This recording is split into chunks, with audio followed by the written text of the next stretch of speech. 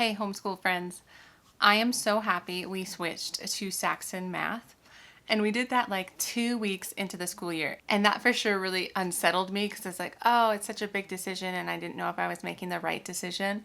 But now since we are about a month and a half or 2 months into using Saxon, it was the right decision. It fits my kids so well. And so in today's video, I am going to take you through how we use Saxon Math. I've used a lot of different programs. I've found out my teaching style. I know my kids. So I'm going to show you what we use and what we don't use from the program.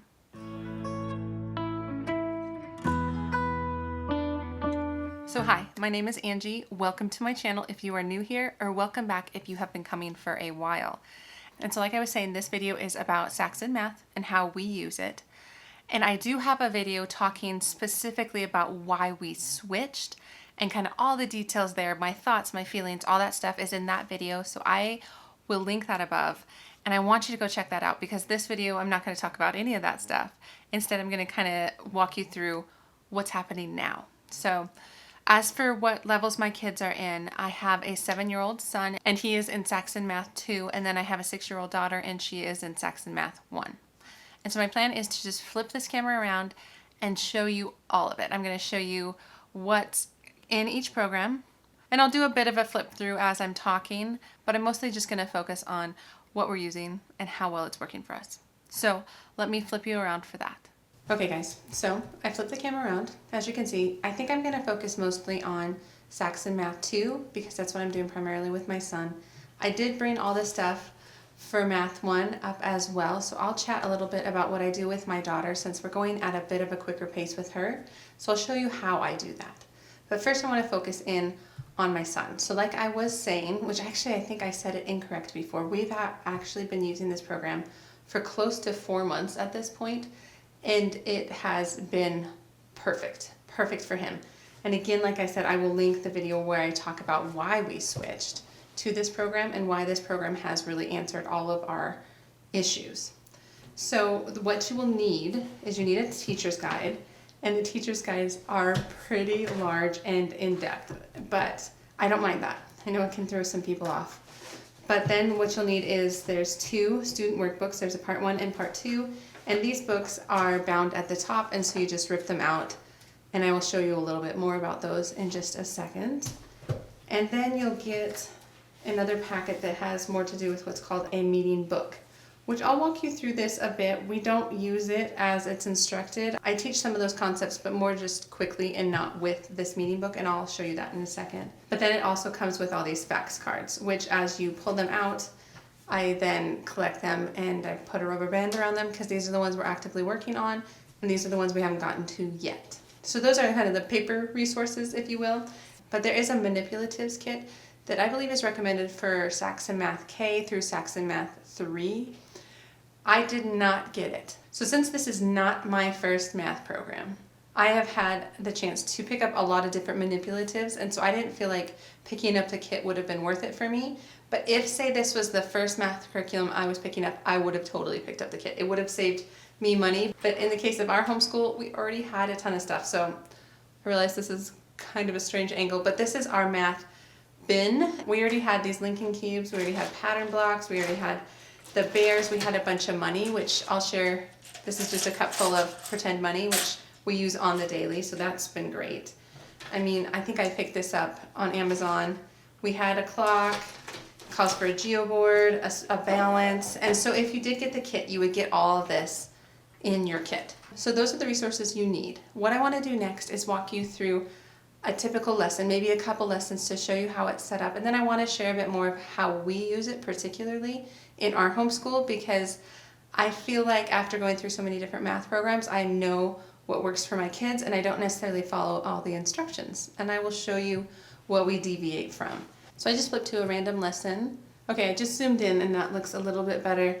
So the way these lessons are set up is very systematic. It always starts first with the meeting, but you can see up here in the gray box, that's more for you, the teacher. It tells you what you need to get out and potentially what you need to prepare the night before.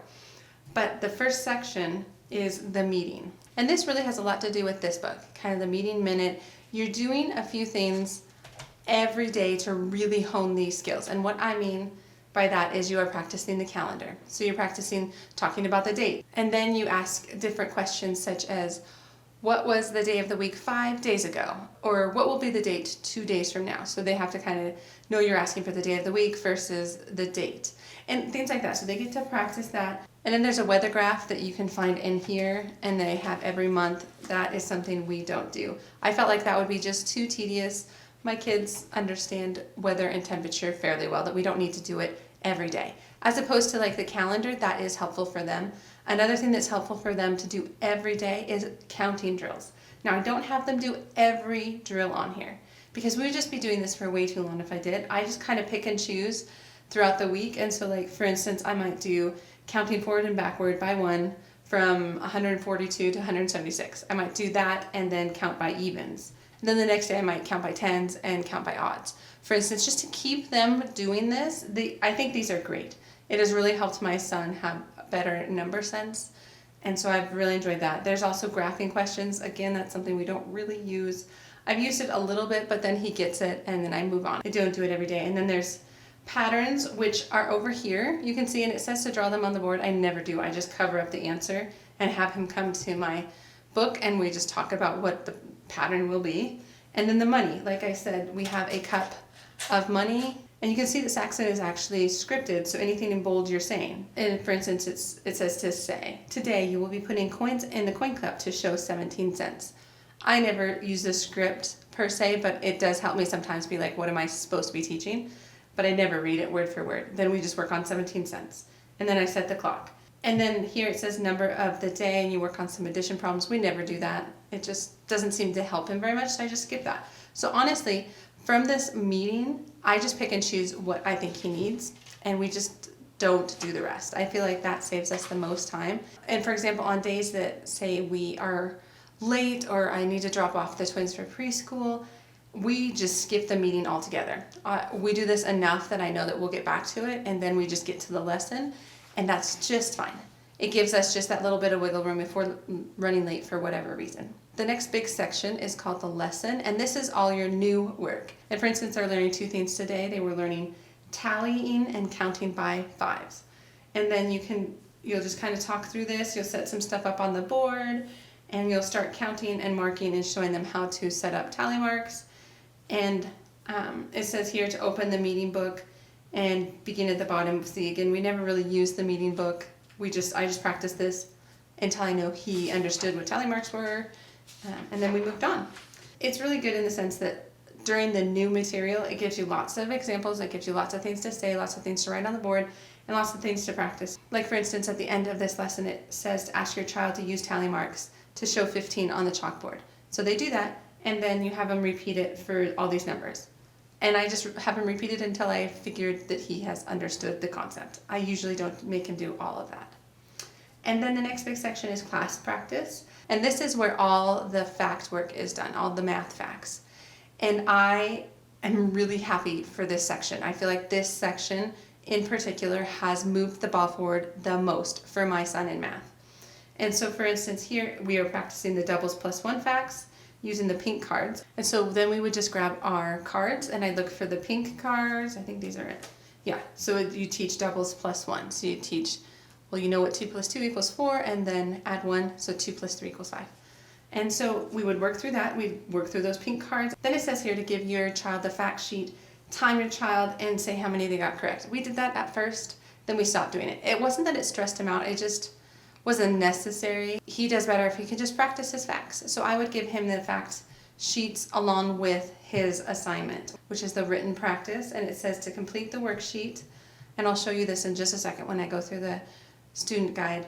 It says to complete the worksheet 31A, which is the front side of the worksheet, and then it says complete the worksheet 31B, let your child do that later.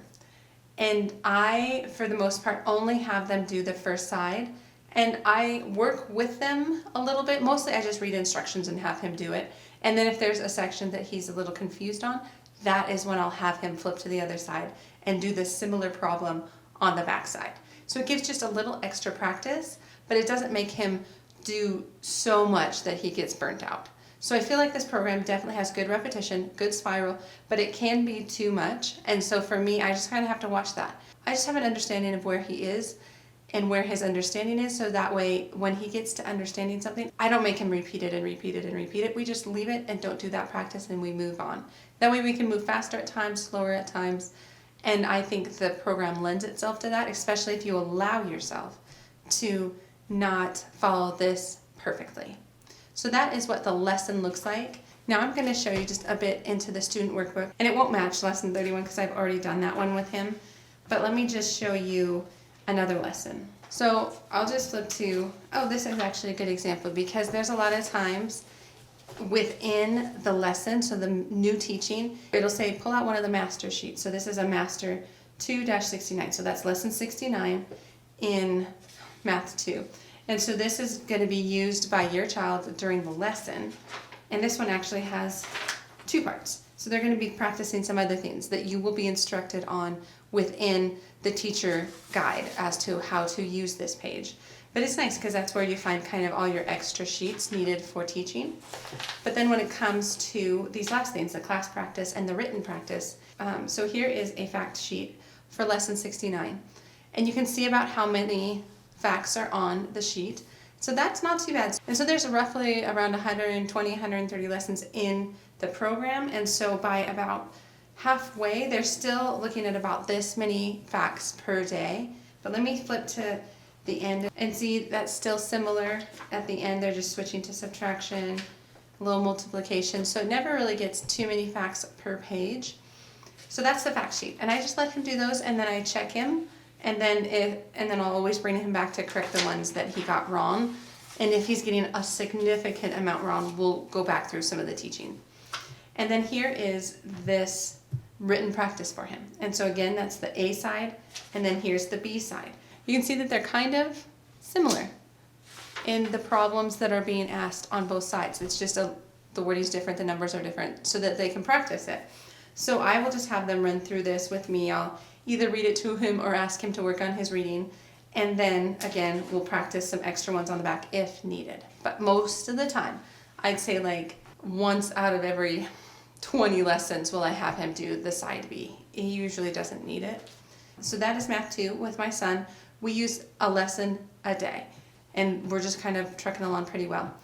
But as for my daughter, like I said, she's 6, she's in Math 1, and like I said in the other video, I was unsure if I was going to switch her to Saxon Math or keep her with Singapore Math, but I switched her, and I'm glad I did. She is actually doing really well, learning her facts better and things like that, so I'm glad I switched her. But she is a little bit more math inclined, so a lot of times we'll do 2 lessons at one time. And it is really easy to do. And let me show you how to do that in case you have a child who can go a little faster. So what I end up doing, say we're working on lesson 38, what I will do is I will only go through the meeting once. Say we're doing 38 and 39. So at the beginning of her time, we'll work through the calendar and the counting and the money and all the things, and then I'll start in on the lesson. So the lesson for here is sorting items and creating a graph. And then I will just hop over to lesson 39 and do the next lesson, weighing objects by non-standard units. So we'll just kind of do 2 lessons right in a row. Then I will come back and check on the fact cards that I need to pull out for both lessons. And then what I will usually end up doing is only having her do one of the fact sheets, either the fact sheet from 38 or from 39, and I will look at them and see which one I think she needs more practice with. So that's what I do with fact sheets. But as for the written work, I will pull out both worksheets. So for instance, I'll pull, this isn't the right one. I'll pull 38, I will pull 39. And what we will do is we will go through these together, and I will pull just one from each. Like, so I put them both in front of her, and we would do, say, number 1 over here, number 3, and then I would do like 2, 4, 6, and 5 or something like that from the other worksheet. And in that case, I would just be looking for things she needs more practice on, and I would be skipping the things that she finds very easy. And that way we still get practice on the 2 lessons we just learned and some of the spiral, but I'm not bogging her down with too much work, because that would not go well. To do 2 lessons a day and then do 2 fact sheets and 2 worksheets is just way too much for a 6-year-old. And so I just kind of pick and choose, and we're just kind of going at a faster clip. And on some lessons, for instance, if we are introducing like a new concept, we'll just do 1 lesson a day. I don't need to do 2. It's not like I need to do 2. I'm not trying to push her. I just feel like she can handle it and I don't want her to be bored. But if we need to spend more time on something, we can, or if we're, again, short on time for some reason, we'll just do one lesson. We have a lot of wiggle room with her this year. And so that is what I do with my daughter. And I hope it was helpful to see how we use both Math 2 and Math 1, because I use them in kind of different ways because my kids are so different. And so that's all I really wanted to show you inside these programs. So I'm going to flip the camera around and end the video. Okay guys, welcome back. I hope that was helpful. I hope seeing kind of how we specifically use it could answer some of your questions. If you are curious about Saxon Math, curious about what it would take to run the program in your homeschool. So I hope that was helpful. If I said something or didn't cover something that you are curious about, please comment down below and I will try and get to your questions and answer them as best as I can. But like I said, we are loving it. It's just like this weight lifted off my shoulder. So it was such a good decision for us. And so, yeah, that is what I have for this video. Please consider liking it if you found it helpful, subscribing to the channel, all that stuff. Otherwise, I will see you for the next homeschool video. All right, take care, guys.